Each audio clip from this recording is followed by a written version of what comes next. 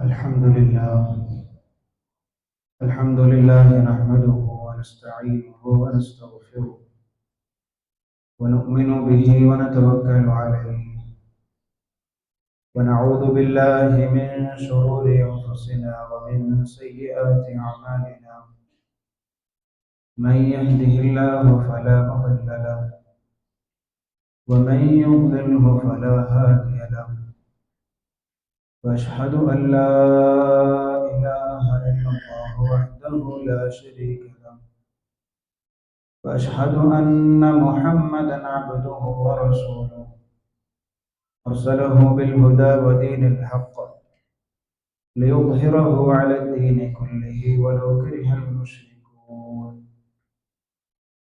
أما بعد فيا أيها الناس اتقوا الله حق تقاته ولا تموتن إلا وأنتم مسلمون أعوذ بالله من الشيطان الرجيم بسم الله الرحمن الرحيم إن في خلق السماوات والأرض واختلاف الليل والنهار لآيات لأولي الألباب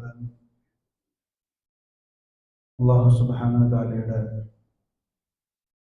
മുഴുവൻ കൽപ്പനാ നിയമങ്ങളും നിയമവ്യവസ്ഥകളും ഭൗതിക ജീവിതത്തിൽ മുഴുവൻ സമയത്തും കൃത്യമായി അറിഞ്ഞ് മനസ്സിലാക്കി അള്ളാഹുവിനെ മാത്രം കീഴ്പ്പെട്ട് ജീവിക്കണമേ എന്ന് സ്വന്തത്തെ ഉണർത്തുന്നത് പോലെ മുഅ്മിനീങ്ങളായ സത്യവിശ്വാസികളായ നിങ്ങൾ ഓരോരുത്തരെയും ഉണർത്തുകയാണ്, വസിയത്ത് ചെയ്യുകയാണ്. അല്ലാഹു സുബ്ഹാനഹു വ തആല നാമൊക്കെ ജീവിക്കുന്ന കാലം അത്രയും അള്ളാഹുവിൻ്റെ ഇഷ്ടദാസന്മാരായി ജീവിക്കുവാനും ഏറ്റവും ഉയർന്ന ഈമാനിൽ അള്ളാഹുവിലേക്ക് മടങ്ങുവാനുമുള്ള സൗഭാഗ്യം നമുക്ക് ഏവർക്കും നൽകി അനുഗ്രഹിക്കുമാറാവട്ടെ.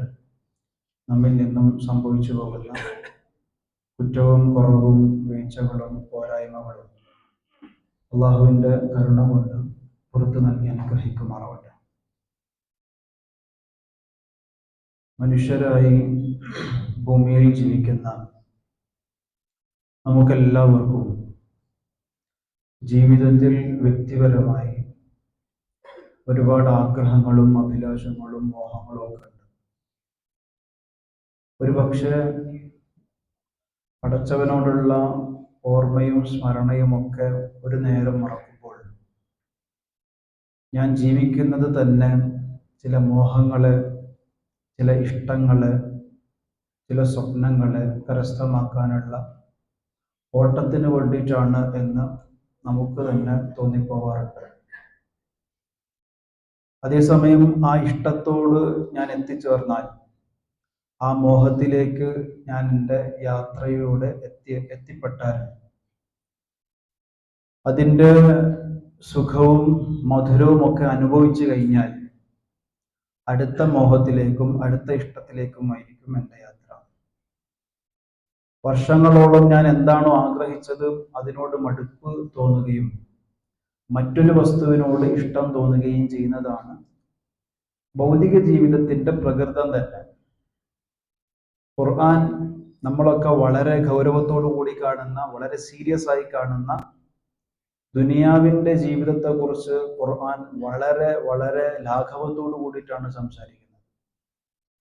ഇന്നമൽ ഹയാത്തി ദുനിയ ലഇബുൻ വലഹ്വുൻ വസീന എന്നാണ് അതിന്റെ ചുരുക്കം. ഭൗതിക ജീവിതം ഒരു കളിതമാശയാണ് എന്ന് പറഞ്ഞ് അള്ളാഹു അതിന്റെ വലുപ്പത്തെ കുറക്കാൻ. എന്തിനാ വലുപ്പത്തെ കുറക്കുന്നത് എന്ന് ചോദിച്ചാൽ, ഒരു മനുഷ്യൻ അവന്റെ ജീവിതത്തിന്റെ വിഷൻ തീരുമാനിക്കുമ്പോൾ, അവന്റെ ജീവിതത്തിന്റെ മോഹങ്ങളെയും ഇഷ്ടങ്ങളെയും താല്പര്യങ്ങളൊക്കെ ഒരർത്ഥത്തിൽ കരസ്ഥമാക്കിക്കൊണ്ടിരിക്കുമ്പോഴൊക്കെ വളരെ ബേസിക്കലി മനുഷ്യൻ ചിന്തിക്കേണ്ട ഒരു വസ്തുത, ഇത് നിത്യമായും എനിക്കുള്ള ഒന്നല്ല എന്നുള്ളതാണ്.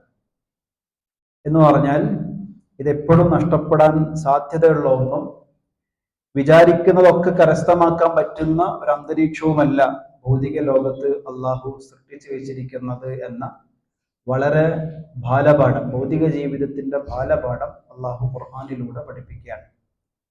പറഞ്ഞു വരുന്നത്, പ്രിയപ്പെട്ടവര്, ഇതുപോലെ ദൈനംദിന ജീവിതത്തിൽ മനുഷ്യരായ നമുക്ക് ആശകളും മോഹങ്ങളും ഒക്കെ ഉണ്ടാകുമ്പോൾ ഏതോ അർത്ഥത്തിൽ നമുക്കോ നമ്മുടെ ചുറ്റുപാടോ ഉള്ള ആളുകൾ അങ്ങനെ എല്ലാ മോഹങ്ങളും എത്തിപ്പിടിക്കാൻ സാധിച്ചവർ ആയിരിക്കണമെന്നില്ല. എല്ലാ ലക്ഷ്യങ്ങളും ജീവിതത്തിൽ നേടിയെടുത്തവരായിരിക്കണം എന്നില്ല. നമ്മൾ ഒറ്റയ്ക്കിരിക്കുന്ന സമയത്ത് 40 വർഷം ജീവിച്ച ഒരാളാണെങ്കിൽ, 30 വർഷം ജീവിച്ച ഒരാളാണെങ്കിൽ, കഴിഞ്ഞുപോയ ജീവിതത്തെക്കുറിച്ച് ആലോചിക്കുമ്പോൾ ഉണ്ടാകുന്ന വേദനയും വിഷമവും, അതല്ലെങ്കിൽ കഴിഞ്ഞ ജീവിതത്തെക്കുറിച്ച് ആലോചിക്കുമ്പോൾ ഉണ്ടാകുന്ന അഭിമാനവും സന്തോഷവും, ഇതിനൊക്കെ വേർതിരിച്ച് മനസ്സിലാക്കേണ്ടതുണ്ട്. മനുഷ്യന്റെ ജീവിതം എപ്പോഴും കഴിഞ്ഞതിനെ കുറിച്ച് ആലോചിച്ചും വരാൻ പോകുന്നതിനെ കുറിച്ച് ആലോചിച്ചുമായിരിക്കും മനുഷ്യ പ്രകൃതിയാൽ ഉണ്ടാവുക. അള്ളാഹു ഇവിടെ പറയുന്നത്, ഇവിടെ ഓതിവെച്ച ആയത്ത്, ഇന്ന ഫീ ഖൽഖിസ് സമാവാതി വൽ അർളി വഖ്തിലാഫിൽ ലൈലി വൻ നഹാർ ലആയാതിൻ ലിഉലിൽ അൽബാബ് എന്ന സൂറ ആലു ഇമ്രാനിലെ ആയത്താണ്. എന്ന് പറഞ്ഞാൽ അള്ളാഹു ആകാശ ഭൂമികളെ സൃഷ്ടിച്ചത്, ഖൽഖിസ് സമാവാതി വൽ അർള് വഖ്തിലാഫിൽ ലൈലി വൻ നഹാർ, രാവിന്റെയും പകലിന്റെയും മാറ്റങ്ങളിലൊക്കെ വലിയ അത്ഭുതങ്ങൾ ഉണ്ടെന്നാണ്. ആ അത്ഭുതങ്ങൾ കണ്ടെത്തുന്ന ആളുകൾ ബുദ്ധിയുള്ള ആളുകളാണ് എന്ന് പറഞ്ഞിട്ടാണ് ആയത്ത് അവസാനിപ്പിക്കുന്നത്. ആയാത്തിൽ ഉലിൽ അൽബാബ്, എല്ലാവർക്കും അതില് ദൃഷ്ടാന്തങ്ങൾ ഉണ്ടാവണം എന്ന് നിർബന്ധമില്ല. ബുദ്ധി കൊണ്ട് ആലോചിക്കുകയും ബുദ്ധി കൊണ്ട് ചിന്തിക്കുകയും ദൈനംദിന ജീവിതത്തെ എൻ്റെ ബുദ്ധിയിലും എൻ്റെ ചിന്തയിലും ഞാൻ നിരൂപണം ചെയ്യുകയും ചെയ്താൽ, എന്നെ തന്നെ ഞാൻ ഇവാലുവേറ്റ് ചെയ്യാൻ കൂടി തീരുമാനിച്ചാൽ മാത്രമേ ആ ദൃഷ്ടാന്തത്തെ കുറിച്ചിട്ട് അയാൾക്ക് മനസ്സിലാകുകയുള്ളൂ എന്നും ഖുർആൻ പറഞ്ഞിട്ട് അവസാനിപ്പിക്കാൻ.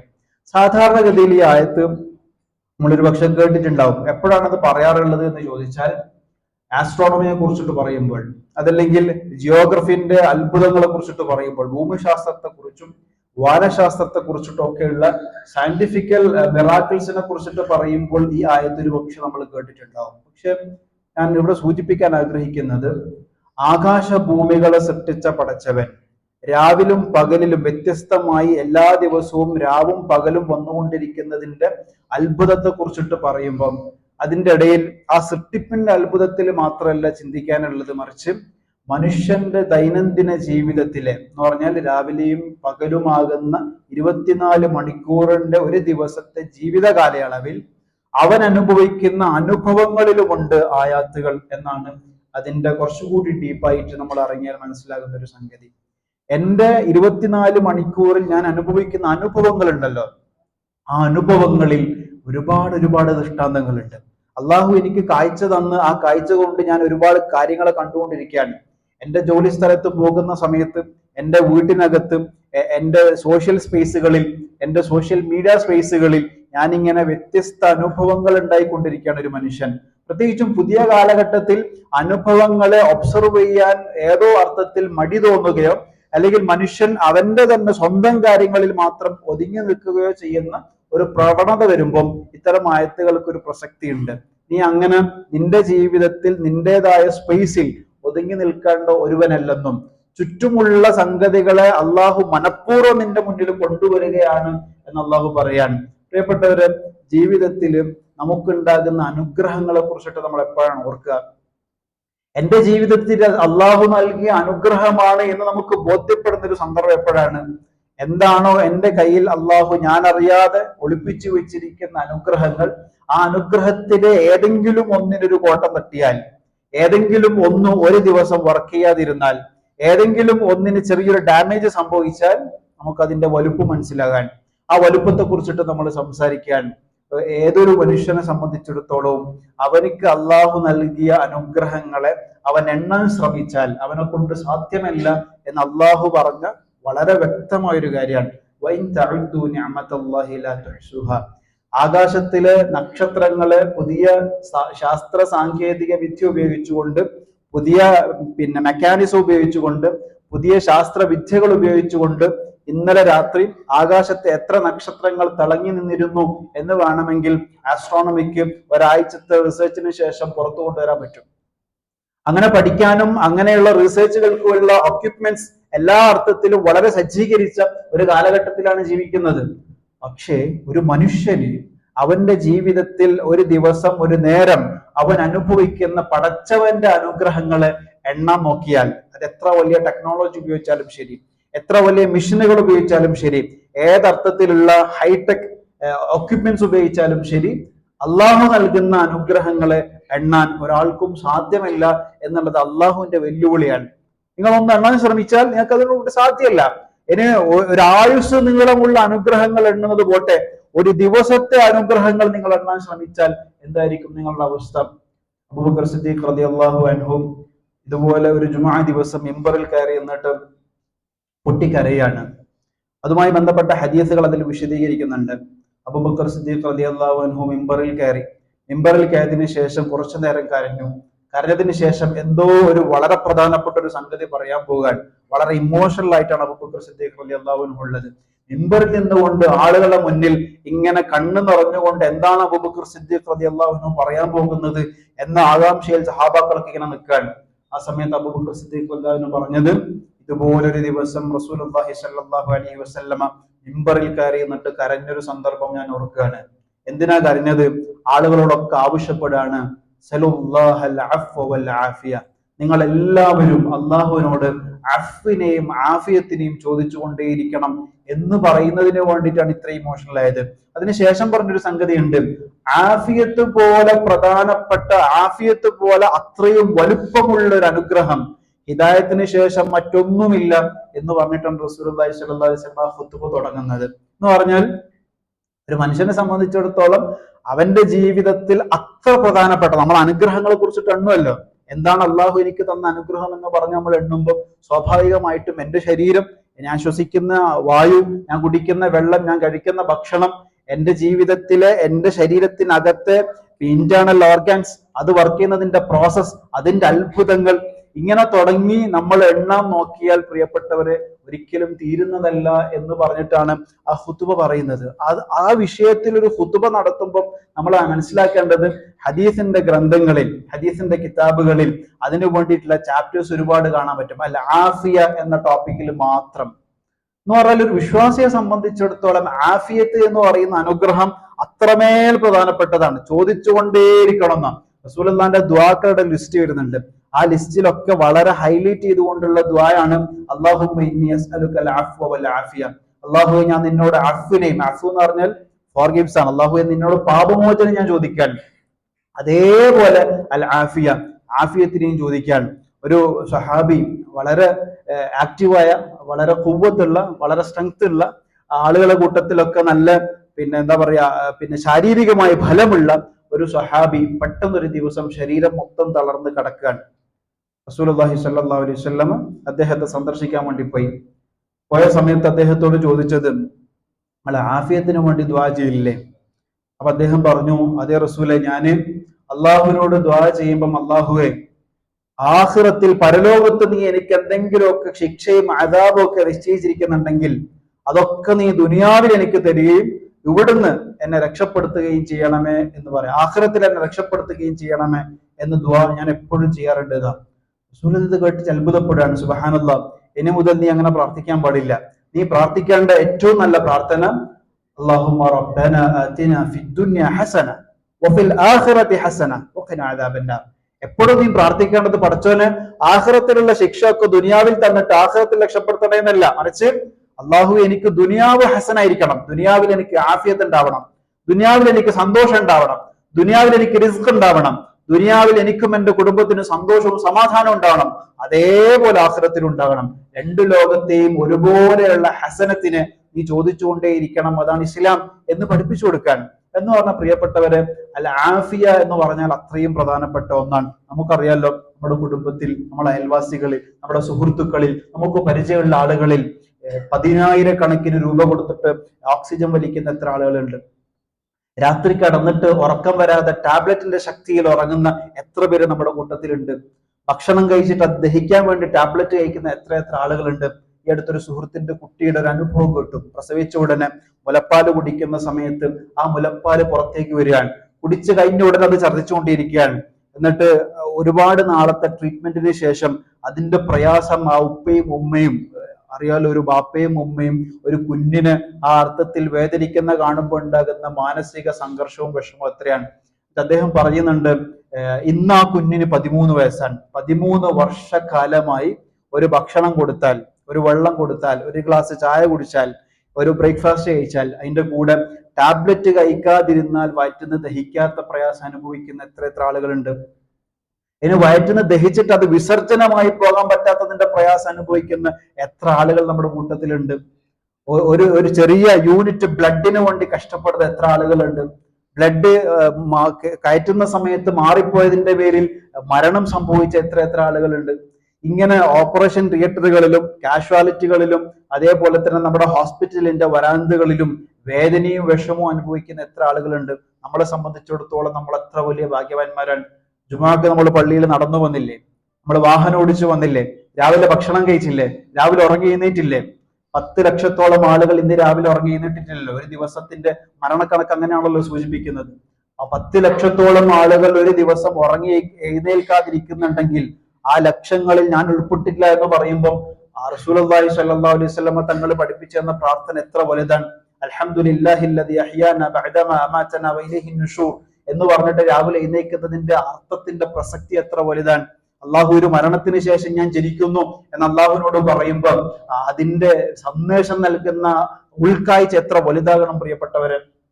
ഒരു ഗ്ലാസ് വെള്ളം കുടിക്കാൻ പറ്റുന്നുണ്ടെങ്കിൽ അത് എത്ര വലിയ അനുഗ്രഹമാണ്. അള്ളാഹു ഇടക്കിടക്ക് ചോദിക്കുന്നില്ലേ, അൻതും തഖ്ലുഖൂനഹു അം നഹ്നുൽ ഖാലിഖൂൻ അഫറഅയ്തുമുൽ മാഅ അല്ലദീ തശ്റബൂൻ അൻതും അൻസൽതുമൂഹു മിനൽ മുസ്നി അം നഹ്നുൽ മുൻസിലൂൻ. നിങ്ങൾ കുടിക്കുന്ന വെള്ളത്തെ കുറിച്ചിട്ട് നിങ്ങൾ എന്താ ആലോചിക്കാത്തത്? ആ വെള്ളം നിങ്ങൾക്ക് കുടിക്കാൻ പാകത്തിലാക്കിയവൻ ആരാണ്? എല്ലാ വെള്ളവും നിങ്ങൾ കുടിക്കോ? നിങ്ങൾ എത്ര ദാഹിച്ചു വരുന്നാലും റോഡ് സൈഡിൽ കാണുന്ന ഏതെങ്കിലും ഒരു പൈപ്പിൽ നിങ്ങൾ വെള്ളം കുടിക്കോ? അത് ഡ്രിങ്കിങ് വാട്ടർ ആണെന്നുള്ള ബോർഡിന്റെ കീഴിലല്ലാത്തൊരു വെള്ളം കുടിക്കാൻ നിങ്ങൾക്ക് ധൈര്യം ഉണ്ടാവുമോ? ഏറ്റവും ക്ലീൻ ആയ വെള്ളം മാത്രമല്ല നിങ്ങൾ ഇഷ്ടപ്പെടുകയുള്ളൂ. അത് മാത്രമല്ല നിങ്ങളുടെ ദാഹത്തിന്റെ ശമനത്തിന് വേണ്ടി സഹായിക്കുകയുള്ളൂ. അത് മാത്രമല്ല നിങ്ങൾക്ക് നല്ല ബ്ലഡ് സർക്കുലേഷന് വേണ്ടി സഹായിക്കുകയുള്ളൂ. അത് മാത്രമല്ല നിങ്ങളുടെ നരമ്പുകളെ, ന്യൂറോകളെ നനക്കുകയുള്ളൂ. ആ നരമ്പുകൾ നനഞ്ഞാൽ മാത്രമല്ലേ ബ്ലഡ് സർക്കുലേഷൻ നടക്കുകയുള്ളൂ. അത് നടന്നാൽ മാത്രമല്ല നിങ്ങളുടെ ഷുഗറും പ്രഷറും ബാലൻസ് ചെയ്തുകൊണ്ട് ഇന്റേണൽ ഓർഗാൻസിന്, കിഡ്നിക്കും ലിവറിനും നല്ല രീതിയിലുള്ള ഹെൽത്ത് കിട്ടുള്ളൂ. ഒരു ഗ്ലാസ് വെള്ളത്തിന്റെ കഥയാണ്. അള്ളാഹു ചോദിക്കുന്ന ചോദ്യത്തിന്റെ പ്രസക്തി എത്ര വലുതാണ്. അഫറഅയ്തുമുൽ മാഅ അല്ലദീ തശ്റബൂൻ. ഇങ്ങനെ കുടിക്കുന്നില്ലേ? ഓരോ ഡോക്ടേഴ്സിന്റെയും കണക്കനുസരിച്ചുകൊണ്ട് നിങ്ങൾ 8 ഗ്ലാസും 9 ഗ്ലാസും 10 ഗ്ലാസും ഒക്കെ കുടിച്ചുകൊണ്ടിരിക്കുമ്പോൾ എവിടുന്ന ആ വെള്ളം? അൻതും അൻസൽതുമൂഹു മിനൽ മുസ്നി അം നഹ്നുൽ മുൻസിലൂൻ. നിങ്ങളാണോ ആ വെള്ളം ആകാശത്ത് നിന്ന് ഇറക്കിയതല്ല നാമാണോ എന്ന് മക്കയിലെ മുശ്രിക്കുകളോട് മാത്രം ചോദിക്കുന്ന ചോദ്യമില്ല. എന്നെയും നിങ്ങളെയും ദിവസം ചിന്തിപ്പിക്കാൻ, അള്ളാന്റെ അനുഗ്രഹം മനസ്സിലാക്കാൻ. ഏതെങ്കിലും ഒരു സമയത്ത് എന്തെങ്കിലും ഒരു പ്രയാസവും വിഷമവും ജീവിതത്തിൽ സംഭവിക്കുമ്പോൾ തളർന്നു കിടക്കേണ്ടവനല്ല വിശ്വാസി എന്ന് പഠിപ്പിക്കാൻ, അനുഗ്രഹങ്ങളെ കുറിച്ച് ആലോചിച്ചും അതിൽ അഭിമാനം കൊള്ളുകയും അതിൽ ശുക്ർ കാണിക്കുകയും ചെയ്യേണ്ടവനാണ് എന്ന് പഠിപ്പിക്കാൻ.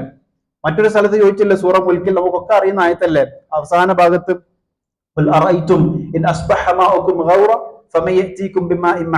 ഏറ്റവും തെളിനീര് പോലത്തെ ഒരു വെള്ളം അള്ളാഹു ഭൂമിയിൽ നിന്ന് ഉറവയിലൂടെ നിങ്ങൾക്ക് തന്നുകൊണ്ടിരിക്കാൻ. ആകാശത്ത് നിന്ന് വർഷിക്കുന്ന മഴ ഭൂമിയിലേക്ക് ഇറങ്ങിപ്പോകുന്നു. ആ ഇറങ്ങിപ്പോയ വെള്ളം ശുദ്ധീകരിച്ചുകൊണ്ട് പിന്നെയും നിങ്ങൾ കിണറ്റിലൂടെ വരുന്നു. ആ വെള്ളം നിങ്ങൾ കുടിക്കുന്നു.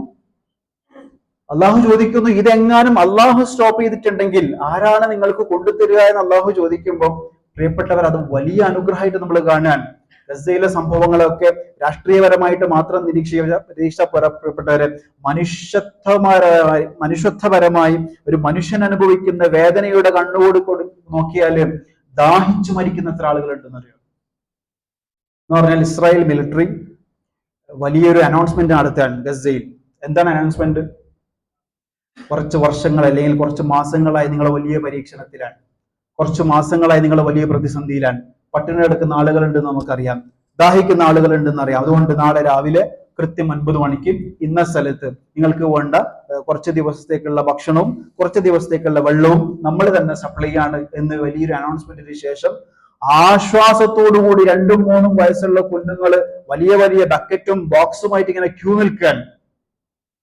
തന്റെ ബാപ്പ, തന്റെ ഉമ്മ വലിയ പ്രതിസന്ധി അനുഭവിച്ച് ടെന്റുകളിൽ ദാഹിച്ച് കിടക്കുന്നുണ്ട് എന്നുള്ള പേടിയിൽ 3-4 വയസ്സുള്ള കുട്ടിക്ക് ആ ബോധ്യത്തോടു കൂടി ആ ക്യൂവിൽ നിൽക്കുമ്പോൾ ക്യൂവിൽ നിൽക്കുന്ന കുട്ടികളെ പോലും വെടിവെച്ച് കൊന്നതാ എന്ന് പറഞ്ഞാൽ ദാഹിച്ചുകൊണ്ട് മരിക്കുകയാണ്. വിശപ്പ് സഹിച്ചുകൊണ്ട് മരണപ്പെടുകയാണ്. അത് പൊളിറ്റിക്കലി പിന്നെയുള്ള ഗസയിലെ സംഭവങ്ങൾ മാത്രമല്ല, ദാഹം കാലാകാലമായി അനുഭവിക്കുന്ന ആഫ്രിക്കൻ രാജ്യങ്ങളുണ്ട്, ആഫ്രിക്കൻ ഗ്രാമങ്ങളുണ്ട്.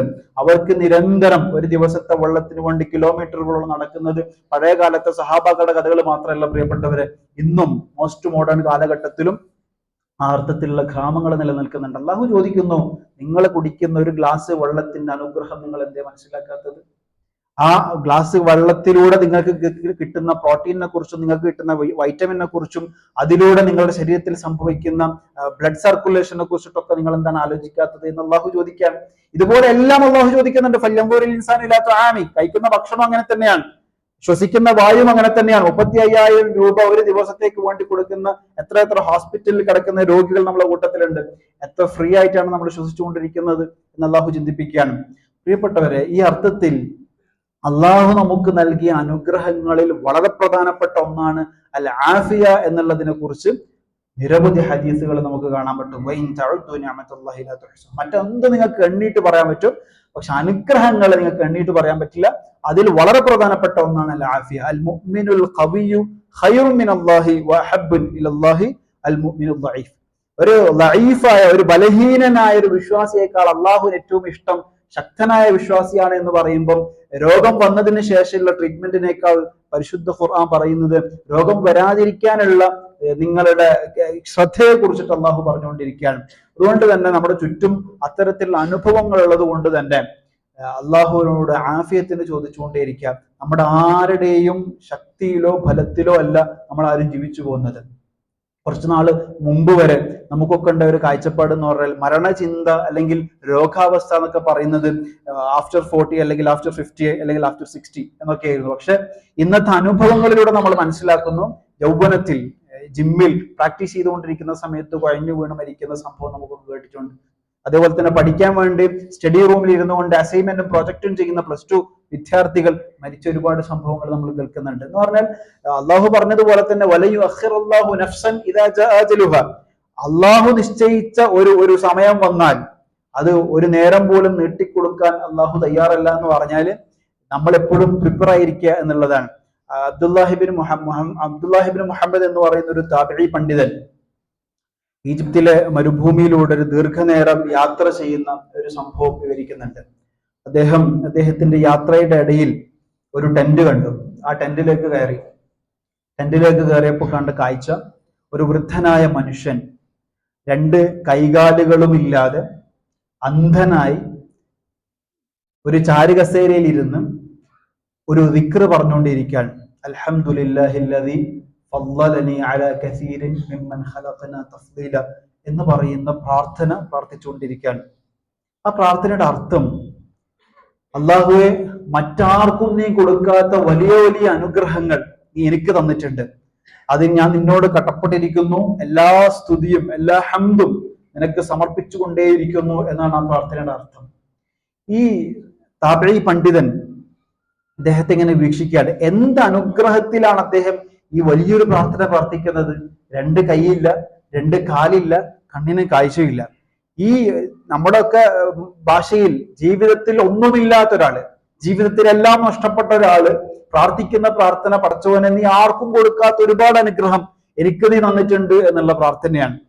അപ്പോ ഇതിലൊരു കൗതുകം തോന്നിയിട്ട് അദ്ദേഹം ആ മനുഷ്യന്റെ അടുക്കലേക്ക് പോവുകയും അദ്ദേഹത്തോട് ചോദിക്കുകയും ചെയ്തു, എന്ത് ഫളല് കൊണ്ടാണ് അല്ലെങ്കിൽ എന്ത് അനുഗ്രഹങ്ങൾ കൊണ്ടാണ് നിങ്ങൾ ഈ പ്രാർത്ഥന പ്രാർത്ഥിക്കുന്നത് എന്ന് ചോദിച്ചപ്പം അദ്ദേഹം പറഞ്ഞ മറുപടി, അള്ളാഹു എനിക്ക് ഒരു മനുഷ്യന് കൊടുക്കുന്ന ഏറ്റവും വലിയ നിഅമത്ത് ഫളല് എനിക്ക് തന്നിട്ടുണ്ട്, അത് ഹിദായത്താണ്, അള്ളാഹുവിനെ തിരിച്ചറിഞ്ഞു എന്നുള്ള അനുഗ്രഹമാണ്. രണ്ടാമത്, നിരന്തരം അള്ളാഹുവിനെ ഓർക്കാനും തസ്ബീഹ് ചെയ്യാനും ഹംദ് പറയാനും ഉള്ള നാവ് അള്ളാഹു എനിക്ക് തന്നിട്ടുണ്ട് എന്നുള്ളതാണ്. മൂന്നാമത്, അത് നിരന്തരം ഓർക്കാനുള്ള ബുദ്ധി അള്ളാഹു എനിക്ക് തന്നിട്ടുണ്ട്, ചിന്താശേഷി എനിക്ക് തന്നിട്ടുണ്ട്. ഈ സംഗതികളൊക്കെ എനിക്ക് തന്ന അള്ളാഹു ഇതൊക്കെ കിട്ടാത്ത എത്ര ആളുകളുണ്ട്? ഹിദായത്ത് കിട്ടാതെ വലഞ്ഞ് മൃഗീയമായി ജീവിക്കുന്ന എത്ര ആയിരങ്ങളുണ്ട്? സംസാരിക്കാനുള്ള ശേഷിയില്ലാത്തതിന്റെ പേരിൽ ജീവിതത്തിൽ പ്രയാസപ്പെടുന്ന എത്ര ആളുകളുണ്ട്? ഇതെല്ലാം ഉണ്ട്, നല്ല ശരീരമുണ്ട്, നല്ല കണ്ണുണ്ട്, നല്ല കാതുണ്ട്, നല്ല കേൾവി ശക്തി ഉണ്ട്, എല്ലാം ഉണ്ട്, പക്ഷെ ബുദ്ധിയില്ല. ബുദ്ധിയില്ലാത്തതിന്റെ പേരിൽ ആളുകൾക്കിടയിൽ പരിഹസിക്കപ്പെടുന്ന എത്ര മനുഷ്യ ജീവനുകളുണ്ട്? ഇതൊന്നുമല്ലാതെ അള്ളാഹു എനിക്ക് ഇത്രയും അനുഗ്രഹങ്ങൾ തന്നതിന്റെ പേരിൽ ഞാൻ അള്ളാഹുവിനോട് എപ്പോഴും ശുക്ർ കാണിക്കുന്ന ആളായിക്കൊണ്ടിരിക്കണം എന്നാണ് എന്റെ വിശ്വാസം പഠിപ്പിക്കുന്നത് എന്ന് അദ്ദേഹം പറഞ്ഞപ്പോൾ വലിയ അത്ഭുതം തോന്നുകയാണ്. എന്നിട്ട് അദ്ദേഹത്തെ കുറിച്ചിട്ട് പിന്നീട് ആ സംഭവത്തിലൂടെ നമുക്ക് കിട്ടുന്ന വലിയ വലിയ സന്ദേശങ്ങളുണ്ട്. അത് ഓരോന്നോരോന്നായിട്ട് നമ്മൾ പരിശോധിക്കേണ്ടതുണ്ട്. ചുരുക്കി പറഞ്ഞാൽ എൻ്റെ ജീവിതത്തിൽ നഷ്ടങ്ങളുടെയും പ്രയാസങ്ങളുടെയും പരാജയങ്ങളുടെയും രോഗങ്ങളുടെയും കണക്ക് വിരലുകൊണ്ട് എണ്ണാൻ പറ്റുന്നതാണ്. എനിക്ക് എന്തൊക്കെ അസുഖമുണ്ട് വിരലുകൊണ്ട് എണ്ണാൻ പറ്റുന്നതാണ്. ഞാൻ ജീവിതത്തിൽ എത്ര തവണ പരാജയപ്പെട്ടിട്ടുണ്ട് വിരലുകൊണ്ട് എണ്ണാൻ പറ്റുന്നതാണ്. ഞാൻ ജീവിതത്തിൽ എത്ര തവണ അതിഭീകരമായ പരീക്ഷണങ്ങൾക്ക് ഇരയായിട്ടുണ്ട് വിരലുകൊണ്ട് എണ്ണാൻ പറ്റുന്നതാണ്. പക്ഷെ അള്ളാഹു തന്ന അനുഗ്രഹങ്ങൾ എണ്ണി നോക്കുക, അള്ളാഹു തന്ന അനുഗ്രഹങ്ങളെ കുറിച്ചിട്ട് ചിന്തിച്ചു നോക്കുക. അത് വിരല് കൊണ്ടോ നമ്മളെ പുതിയ കണ്ടുപിടുത്തങ്ങൾ കൊണ്ടോ ഒന്നും എണ്ണാനോ കാൽക്കുലേറ്റ് ചെയ്യാനോ പറ്റാത്ത അത്രയും നൽകുന്നതാണ്. ആ സംഭവത്തിന്റെ പിന്നീട് അങ്ങോട്ടുള്ള വിശദീകരണം അദ്ദേഹത്തിന്റെ മകനായിരുന്നു അദ്ദേഹത്തെ ഇത്രയും നാള് ട്രീറ്റ് ചെയ്തുകൊണ്ടിരുന്നത്. ഈ വന്ന ആള് താബിഈ പണ്ഡിതൻ അദ്ദേഹത്തോട് ചോദിക്കുന്നുണ്ട്, എന്തെങ്കിലും സഹായം, നിങ്ങളുടെ ഈമാനും നിങ്ങളുടെ തഖ്വയും എന്നെ വല്ലാതെ ഇൻഫ്ലുവൻസ് ചെയ്യാണ്, അതുകൊണ്ട് എന്തെങ്കിലുമൊക്കെ സഹായം നിങ്ങൾക്ക് ചെയ്തു തരണം എന്ന് എനിക്കുണ്ട്, ഞാൻ എന്തെങ്കിലും ഹെൽപ്പ് ചെയ്യണമെന്ന് ചോദിച്ചപ്പം അദ്ദേഹം ആ ചാരുകസയിൽ ഇരുന്ന് പറഞ്ഞത്, എന്നെ സഹായിക്കേണ്ട ഒരു ആവശ്യമില്ല, എന്നെ സഹായിക്കാൻ പടച്ചവനുണ്ട്, എൻ്റെ ഏറ്റവും പ്രിയപ്പെട്ട മോനുണ്ട്, ആ മോനാണ് എന്നെ നോക്കിക്കൊണ്ടിരിക്കുന്നത്. നിങ്ങൾ ആകെ ചെയ്യേണ്ട ഒരു സഹായം, എന്തായാലും ചോദിച്ച സ്ഥിതിക്ക് ഞാൻ പറയാണ്, നിങ്ങൾ ചെയ്യേണ്ട ഒരു സഹായം, എൻ്റെ മകനാണ് എനിക്ക് വെള്ളം കോരി തരിക, എൻ്റെ മകനാണ് എനിക്ക് ഭക്ഷണം പാകം ചെയ്തു തരിക, അവരാണ് എനിക്ക് എൻ്റെ ഭക്ഷണം വായിലിട്ട് തരിക, ഇങ്ങനെ എല്ലാം ചെയ്തു തരുന്ന അവനാണ്. അവന് വെള്ളം കോരാൻ വേണ്ടിയിട്ട് അല്പ ദൂരം പോയിട്ട് കുറച്ച് നേരമായി, രാവിലെ പോയത്, ഇതുവരെ തിരിച്ചു വന്നില്ല, അവനൊന്ന് അന്വേഷിച്ച് കണ്ടുപിടിച്ച് തരണം എന്നത് മാത്രമേ നിങ്ങൾ ഇപ്പൊ ചെയ്യേണ്ട ഒരു സഹായമായിട്ട് എനിക്ക് തോന്നുന്നു എന്ന് പറഞ്ഞപ്പം അദ്ദേഹം പുറത്ത് മരുഭൂമി വിശാലമായ ഒരു സ്ഥലമാണ്, അങ്ങനെ എല്ലാ സ്ഥലത്തും പരതി നടന്നു. അവസാനം സന്ധ്യാസമയത്ത് എത്തിയപ്പം അദ്ദേഹം കണ്ടൊരു കാഴ്ച, ഒരു ഒരു ഒരു കാട് പോലത്തെ ഒരു സ്ഥലത്ത് വലിയൊരു ഭീകരമായ ഒരു വന്യജീവി ഒരു മനുഷ്യ ശരീരം കവർന്നു തിന്നുന്നതാണ്. അതിൽ രക്തം വന്നുകൊണ്ടിരിക്കുന്നു.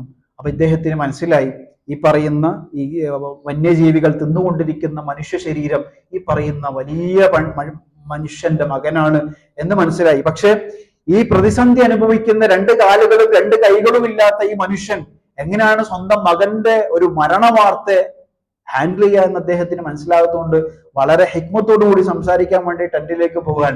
എന്നിട്ട് ചോദിച്ചു, നിങ്ങൾ അയ്യൂബ് നബി അലൈഹി സ്വലാത്തു വസ്സലാമിനെ കുറിച്ചിട്ട് കേട്ടിട്ടുണ്ടോ? അതെ, അയ്യൂബ് നബി അലൈഹി സ്വലാത്തു വസ്സലാമിനെ കുറിച്ചിട്ട് കേട്ടിട്ടുണ്ട്. അദ്ദേഹത്തെ അള്ളാഹു എങ്ങനെയാണ് പരീക്ഷിച്ചത് എന്ന് നിങ്ങൾ മനസ്സിലാക്കിയിട്ടുണ്ടോ? ഉണ്ട്. എന്താ പറഞ്ഞത്? വനാദ അയ്യൂബ ഇദ്നാദ റബ്ബഹു അന്നി മസ്സനി യദ്ദുർ വഅൻത അർഹമുർ റഹീമീൻ. അയ്യൂബ് നബി അലൈഹി സ്വലാത്തു വസ്സലാം സാമ്പത്തികപരമായി പരീക്ഷിക്കപ്പെട്ട ആളാണ്, ആരോഗ്യ മേഖലയിൽ പരീക്ഷിക്കപ്പെട്ട ആളാണ്, മക്കളെ കൊണ്ട് പരീക്ഷിക്കപ്പെട്ട ആളാണ്. എല്ലാ അർത്ഥത്തിലും പരീക്ഷണങ്ങൾക്ക് വിജയനായ അയ്യൂബ് എന്ന് പറയുന്ന മഹാനായ പ്രവാചകൻ അള്ളാന്റെ മുന്നിൽ കൈ ഉയർത്തിട്ട് പ്രാർത്ഥിക്കുകയാണ്, അള്ളാഹുവെ അന്നി മസ്സനി അദ്ദുർ, ദുർറ് എന്ന് പറയുന്ന പരീക്ഷണം എന്ന് പറയുന്ന പ്രതിസന്ധി എന്ന് പറയുന്ന സകലമാന കോലത്തിലും അള്ളാഹു നീ എന്നെ പരീക്ഷിച്ചു. വഅൻത അർഹമുർ റഹീമീൻ, പക്ഷെ നീ റഹ്മാനാണ്, റഹീമാണ്, കരുണയുള്ളവനാണ് എന്ന് പ്രാർത്ഥിച്ച പ്രാർത്ഥന ഇദ്ദേഹം ഓർമ്മിപ്പിക്കുകയാണ്.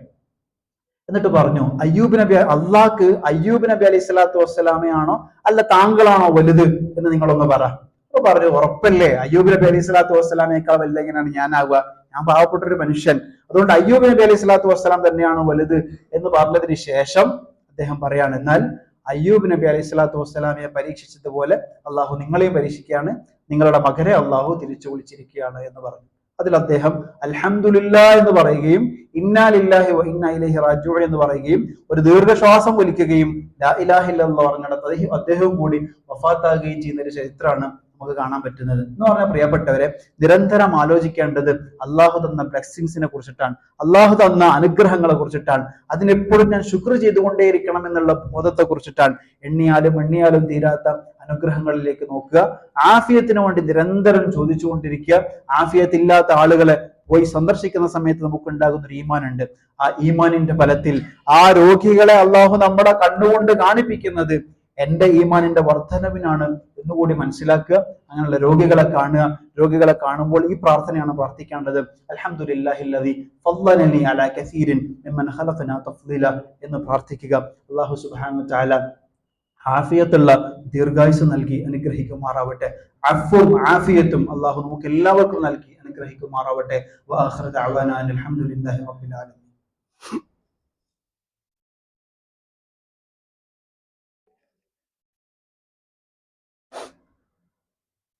الحمد لله الواحد الأحد الصمد الذي لم يلد ولم يولد ولم يكن له كفوا أحد. اللهم صل على محمد وعلى آل محمد كما صليت على إبراهيم وعلى آل إبراهيم، وبارك على محمد وعلى آل محمد كما باركت على إبراهيم وعلى آل إبراهيم في العالمين إنك حميد مجيد. أعوذ بالله من الشيطان الرجيم. بسم الله الرحمن الرحيم.